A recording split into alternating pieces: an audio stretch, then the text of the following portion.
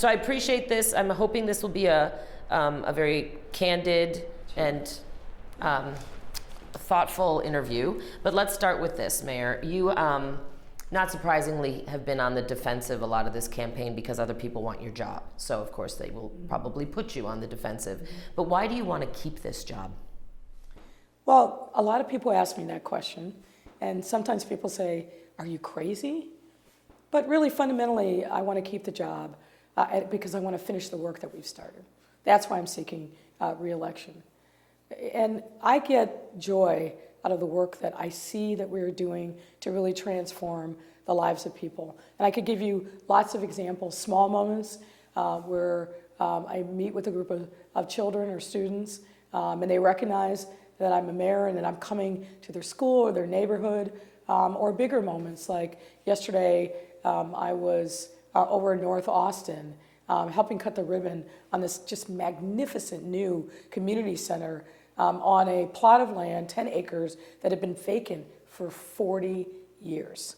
There were probably 300 people there, and frankly not a dry eye in the house. And knowing that the work that we are doing is transforming people's lives and communities, that is what gives me the joy and gives me the energy. Even against all the headwinds and negativity, that means we are making real progress, and that's why I ran in the first place.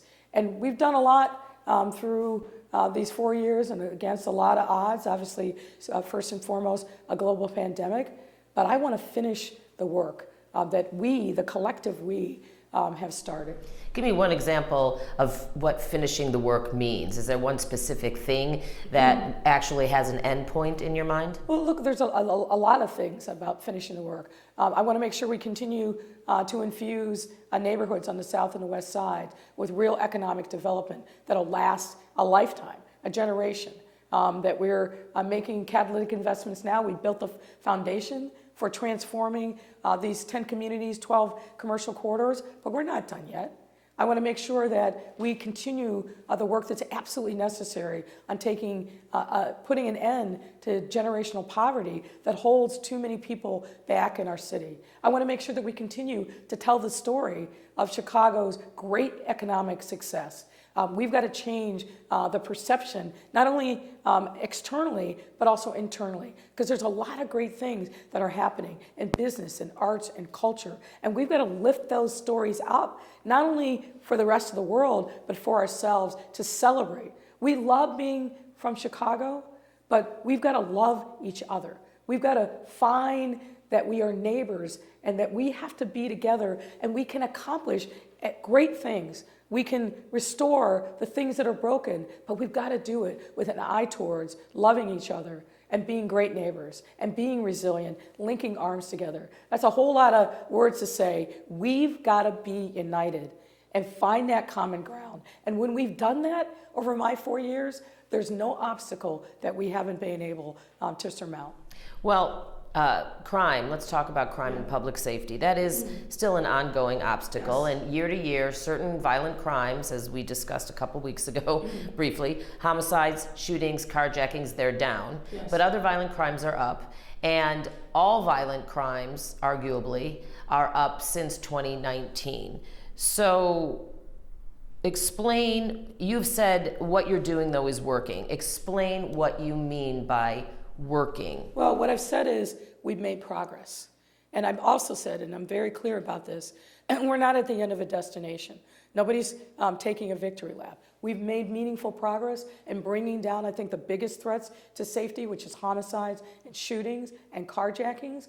But we have more work that we must do. And going back to the theme of how do we get this done, how do we collaborate, we do it by going into community, listening, and frankly, being very candid that the people that are closest to the challenges are people that are closest to the solutions, and making sure that we say, hey, Lincoln Park, hey, Lakeview, hey, West Garfield Park, Roseland, South Shore, all of those communities are facing some challenges, and some are facing the challenges that they've never experienced before. But the way that the path forward always is going into community, listening to the residents and saying, is it a vacant building? Is it an abandoned lot? Is it a business that is a magnet for crime? There's a different answer in every single community, and our responsibility is to make sure we go into those communities, ask the right questions, listen to residents, even when they're angry and mad, but coming together and forging solutions. That's why we've made progress this last year over 21, which was a very tough year, not only here but across the country. But fundamentally, people have to feel safe because they are safe.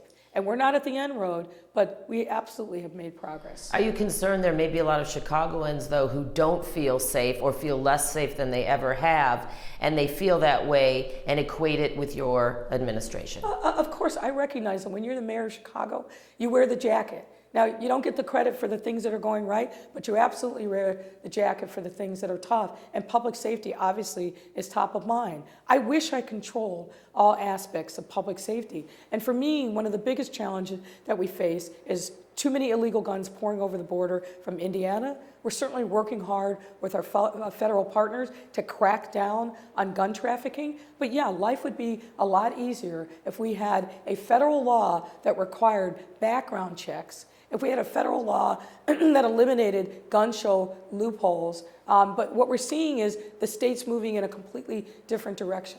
But we've got to play the cards that we're dealt, and we've got to continue to do the work that the police department has done, frankly, heroically and courageously, by taking another record level of illegal guns off the street.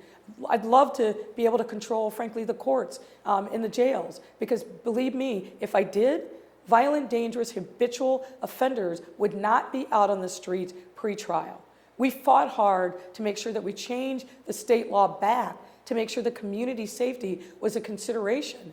And if I were the person that was applying those standards, our city would be a lot safer. But we've got to continue to focus on the courts, and particularly those judges that are involved in pretrial decisions, to make them know that putting those folks back out on the streets absolutely fundamentally makes our city less safe.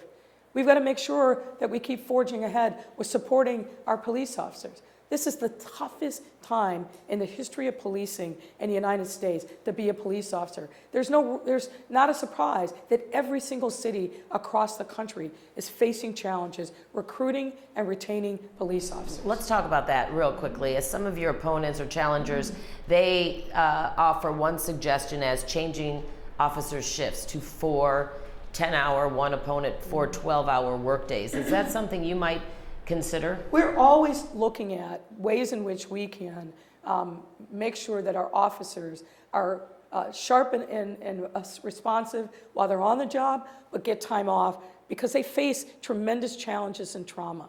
And we are working with our police unions, and particularly our sergeants, lieutenants and captains union, to make sure that we're being responsive to their needs. There's no remedy that is off the table, but we've got to do that within the bounds of the collective bargaining agreement.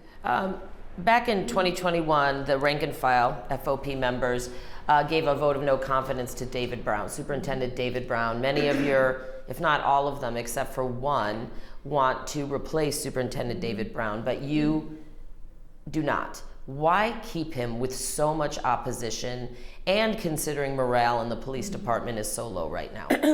Well, look, here's what I will say. David Brown walked into a very difficult circumstance. He started in April of 2020, right in the heart of the pandemic, and within a month, the murder of George Floyd happened, and frankly, the world turned upside down again, not just here in Chicago, but across the U.S. and really across the world. What I've seen is that he has done things that needed to be done, professionalizing the department, making sure that officers have more training. But fundamentally, it's real easy to say, off with the leader's head. But it's not about David Brown. It's about what is our police department doing every day to work hard to keep our communities safe. And what I will tell you is, I'm out there in the streets. I go to roll calls. I meet with the rank and file. I meet with the exempt members. And what I'm seeing is a group of incredibly dedicated, hardworking people that are sacrificing every single day for our safety. But so many are burnt out. Their morale is, I've talked to them, their morale is low. Overtime is killing them. Canceled days off are killing them. Well, but we've changed a lot of those in response to the concerns that have been raised. And I will tell you, what we've seen is when we've offered overtime, there, for example, on the CTA, to fill some of the voids there, when we offered overtime, we're oversubscribed. Look, we've always got to be listening to our police officers and what their specific needs are.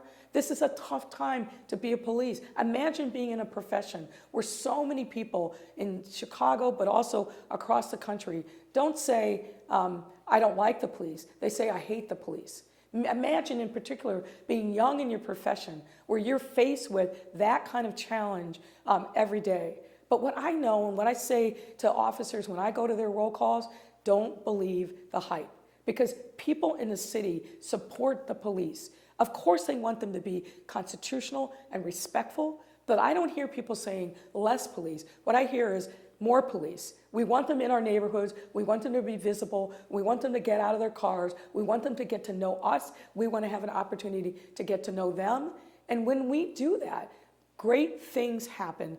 Communities respond and the police respond. So we constantly look for opportunities for our officers to interact in a non-law enforcement, non-emergency way with young people, with elders, and people who just want to have their communities safe. How do you balance the need, though? And many officers have told me they feel that you don't have their back. Mm-hmm. So how do you balance the need for recruiting new officers, which I believe is something that you're working very hard to do, improving officer morale, making them feel like the city has their back with reform? What maybe one thing more needs to be done to try to balance all that? Well, I think a lot of it is communicating.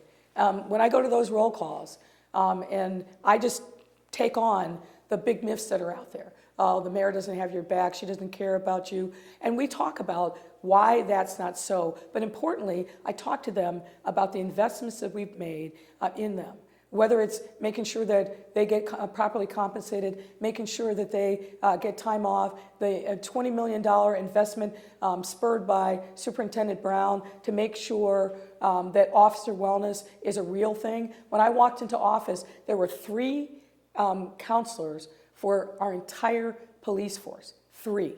We've increased that number. We've opened up new spaces that are available not just for officers, but also for their families. And we're listening to them about what their specific needs are. We've invested in training, in resources. We've made sure that they have the technology and, importantly, the training that they need to be effective in their job. And frankly, they are responding. As I said, this is a tough time, and I think the toughest time in the history of policing in our city. But this former federal prosecutor, somebody who has represented police officers, I'm always going to have their back, because having their back means they're going to have the back of our residents. Let me just check where I'm at here. Many advocates for different causes say you've campaigned on promises that you never delivered. Elected school board, transparency, and, well, bringing in the light, transparency, ethics reform. I could give you some other examples. What do you say to voters about these broken promises and what some say are outright lies when it came to certain situations? Well, I'll say those promises weren't broken. And let's start with ethics reform. My first day in office, I penned an end to aldermanic prerogative across our executive agencies. That was a promise I made. That was a promise I kept. Well, some say it didn't go far enough. Well, trying to reverse decades-long machine-entrenched power that aldermen don't want to give up.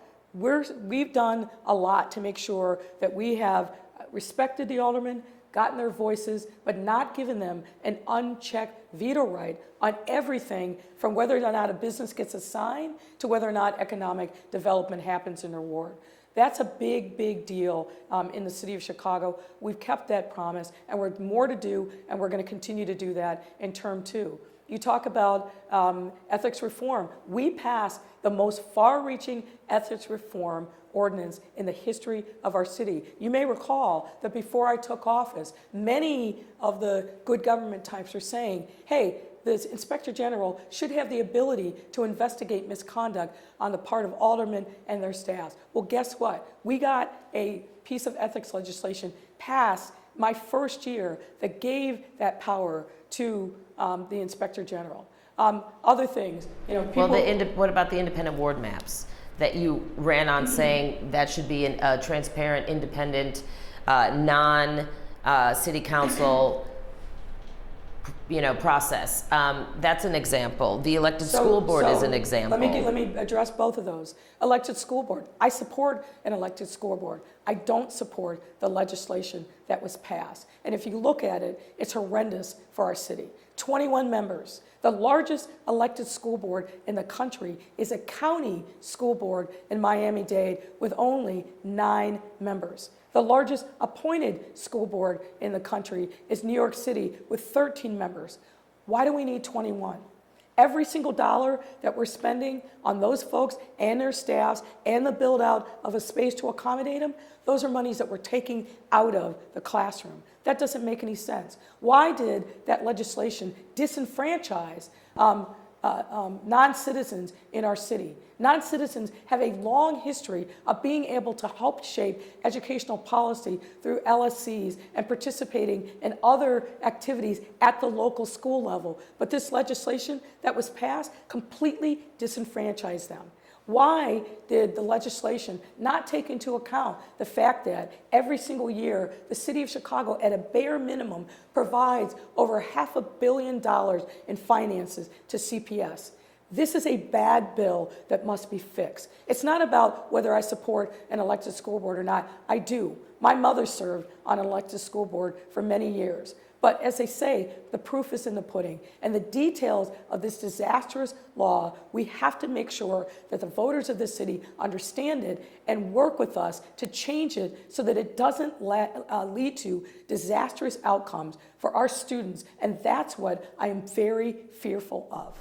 All right, let's talk about what I also mentioned were what many believe were just outright lies about certain things coming from your administration or yourself. The Anjanette Young situation, the initial emails and knowledge is an example. More recently, the school in Woodlawn that we were told repeatedly was not going to be used to house migrants when in fact it is going to be used to house migrants. So what we told you, Dana, and I got to push back on that because that's just simply not right. When this crisis started with the buses coming from Texas, from that governor who treated migrants like freight, we had an emergency on our hands. And I asked my team, we got to find any available suitable space across the city that we can use and activate to make sure that we're meeting our responsibilities as a welcoming city. We looked at churches, we looked at schools, we looked at abandoned big box stores, we looked at YMCAs. And so, of course, the closed schools, all of them were on the list. Not all of them are suitable, but as this crisis continued, and in particular, because the migrants, even though they're here legally in our city, they can't work. That means there's no outflow from our shelter system. We needed additional space. And so we looked at opportunities beyond what the initial list was, and we came to realize because of the size of the Wadsworth School, because of, frankly, the condition that it was in was a lot better than a lot of other places that we looked at. We started this conversation back in October and said, we've got to look at this. We started that conversation with the local alderwoman and the local stakeholders, and now we're using that facility. We've been very transparent about what we've done. So I push back 100%. I just talked to the reporter on that, though, for instance, and in the last month, she was told several times by someone in your administration, and then I'll follow up with maybe a broader question, that it was not going to be used for that. That can't be so. We've been holding community meetings for the last month. We've been very out in that community. We held 3 or 4 different communities meetings over the last month, which your reporters covered. So the notion that somehow we were keeping the secret when we're holding public community meetings in person and virtual, that's just not accurate. Okay, we're going to have to agree to disagree. I mean, initially, that is what she was told. Well, I'm no telling question. You, we've been very upfront about the fact that we're returning to Wadsworth. That's why we've been engaged with the local alderman, the faith community, people that live right around the school. We've been there multiple times in public talking about Wadsworth. But look, the bottom line is this. We need additional space to make sure not only are we taking care of the needs of the migrants that are here in our city, but also the needs of our homeless population, which is also going to be populating that school. So we got a little off track here. I used that as an example and you wanted to clarify it. But overall, to people who might be concerned about information coming from your administration or you being inaccurate or campaign promises that they feel were broken, can you be trusted? Can they trust you to keep your word? We have been, and I have been, transparent. We put more information out on websites. We've, just in the mayor's office alone, we've answered, I think, over 3,000 FOIA requests in these last 4 years. We are being as transparent as we possibly can be. And have we made mistakes? Of course we have. But when we make mistakes, we make it right. And we go into the community and we do the right thing. There should never be any question about my integrity. I didn't come up through the machine system. I don't bob and weave and duck. I'm sitting here, as I have many, many times, being very forthright, answering questions so that people in the city understand who I am, what we've done, and why we've done it. Everything that we've done over these last 4 years has been on behalf of the people of this city as best we can. Has it been perfect? No, I would never tell you that it's been perfect. But we have done everything that we can. And you know as well as I do, Dana, when you campaign, you have one idea about what governance will be like.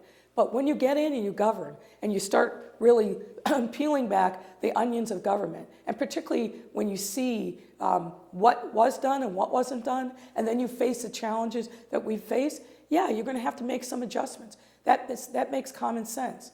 But we have always stayed with our North Star of equity and inclusion, and I feel very comfortable about that. Let's talk about your leadership style. You have been criticized by some members of City Council, by some of your challengers, as being obstinate, combative, not a team builder. Your response, I mean, these are my words, but you get the gist, and it's been a criticism for a long time now. So I find that amusing because I look at my predecessors, I know who they were, I work for both of them, and the fact is they were just as challenging in their personalities as I'm accused of being. But look, here's the bottom line. You may not like my delivery, but no question that I've delivered. The largest budget deficit in the history of our city. What did we do? We got together, we collaborated with members of the City Council, and we closed that budget gap. The next year, again, the largest budget deficit that year, $1.2 billion. We got together, we worked with City Council and relevant stakeholders, and we closed that budget gap without decreasing services, without... Isn't that because of federal funds, though, too? Pardon me? Didn't COVID funds help do that? Sure, of course, COVID fund, but you're asking me, you're saying, hey, your critics say you can't collaborate, you can't get anything done. That's just nonsense. Well, no, let me finish. It's nonsense because we have done the things that other mayors could never get done. Casino, which required us to work hard, and I worked hard personally to get that over the threshold so we could get it done. The fact that we now have historic deals for solar energy and power. We got that done and passed through City Council. The economic development that we brought to neighborhoods that have been starved for years and years and years. So the criticism, I understand, that goes with the territory, but the fact of the matter is every single time when people say, you can't do it, that's not gonna happen on her watch, guess what? We have gotten it done. The red line extension, which has been talked about since the days of Richard J. Daley. Who got that done? We got that done. They don't say that you're not getting things done. They say that it's your way or the highway and there's a lack of collaboration. Well, if that were true, Dana, you couldn't get it done. You absolutely couldn't get it done. We're not in a time of the former machine and Richard J. Daley. We're at a time where you've got to collaborate to be able to get things done. And we have formed a working majority every single time that there was a big issue. So it's not about me, it's not about my personality. It's about, am I delivering on behalf of the residents of the city? I put my record up against any mayor that's ever served before, and certainly against the folks that are in the cheap seat throwing bombs. It's easy to be a critic, to paraphrase Teddy Roosevelt, but what counts is being in the arena, rolling up your sleeves, and getting things done. And we have delivered over and over and over again. Are you concerned, though, and then I want to, well, can I ask this one and then a fun question? Sure. Thank you. This is a follow-up, and this is, I guess, going back to temperament, and we can argue till the cows come home about whether it's a fair criticism or not, but are you concerned about how voters might respond to criticisms about your temperament? I think that what voters care about, and that's certainly what I hear, is from a lot of people, keep fighting. Keep fighting, because they know that I'm fighting for them. And I think what voters are also concerned about, which is also what I hear when I'm out in neighborhoods every single day of the week, is keep doing the job for us that you need to do. And it doesn't matter what the critics say. Don't pay attention to them. Don't block out the noise. Keep doing the work on behalf of the people.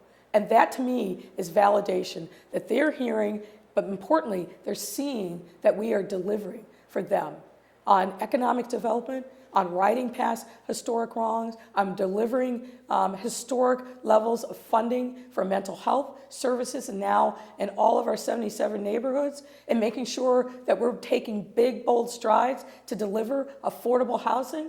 Those are things that matter for voters. I've asked every candidate this, what is one thing people don't know about you? There's a lot, I think, that people Pick don't one know thing. of me. I would say they don't know that I really like to garden. Okay, see, this has been a really fun question for me. You're right, I didn't know that, not that I've. No, I'm a big fan of gardening. Okay, and then my last question, what are you most proud of in this term? Well, there's a lot of things that I'm proud of, but if I had to pick one, I would say I'm really proud of the work that we did during COVID. That was a very difficult time. And particularly in those early days, we really didn't know a lot about COVID other than we were afraid that it was deadly, and it was. And we were afraid that it spread like crazy, and it did. I'm proud that we had such a strong team. I'm proud of the work that we did in really building strong relationships with our industry partners, particularly those in the hospitality and tourism that really, I think, bore the brunt of it, but our healthcare systems. I was worried about three big things at the start of COVID.